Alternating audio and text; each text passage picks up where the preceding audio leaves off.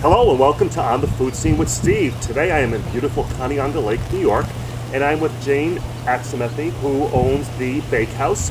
And the Bakehouse is located on the top of the Fat Lady Cafe, and Jane sells her wonderful baked goods here on the weekends.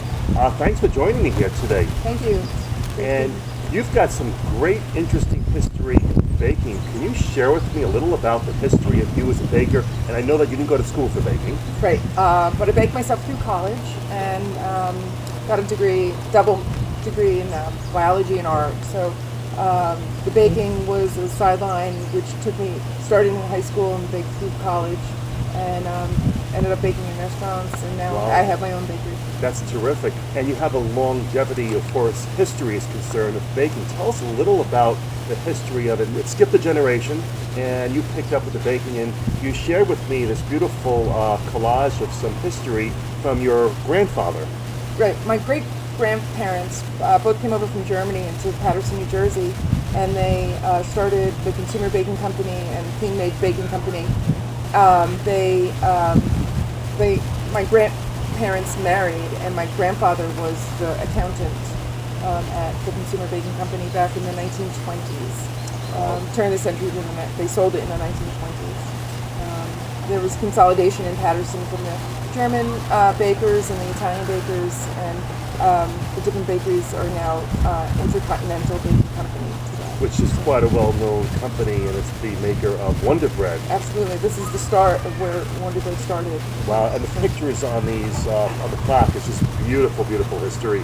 And right in front of us are some wonderful scones that we're going to taste in a little while. And we're also going to get a recipe from you for those as well. What other types of baked goods do you make here at the Bakehouse? I do laminated doughs, which are the croissants and the danishes. Breads, multi-grain bread, French bread, challah bread. I use organic flour, unbleached sugars, unbleached flour. Try to stay as natural as possible. Use local farm products into focaccias, onion focaccia. Use the garlic that's grown locally from the farms.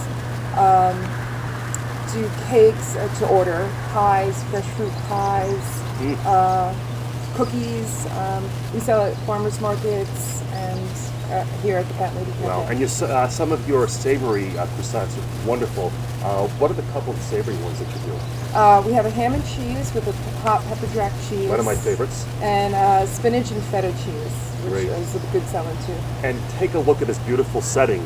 We are right here on Conneaut Lake, the other side of White Lake, New York. And by the way, for those of you that are not familiar with this area, it's about 2 miles from the original Woodstock site from 1969. And many people have asked me to do some food stories on the area where I hang out. I have a home up in this area, and this is one of the segments that I am doing of some of my favorite food haunts. And if you're ever looking for a day trip away from Connecticut, it's about 2.5 hours from Connecticut. You definitely have to stop off here and visit Jane at the Bakehouse. And I want to thank you, Jane, for meeting with me today, and I appreciate sharing the recipe. And we've got to taste one of these. Which one should we taste? The blueberries today are made with wild blueberries. All right, then that's one we'll have to do. So let's toast to a blueberry scone. Yeah. Great. Cheers. Enjoy. Bon appetit.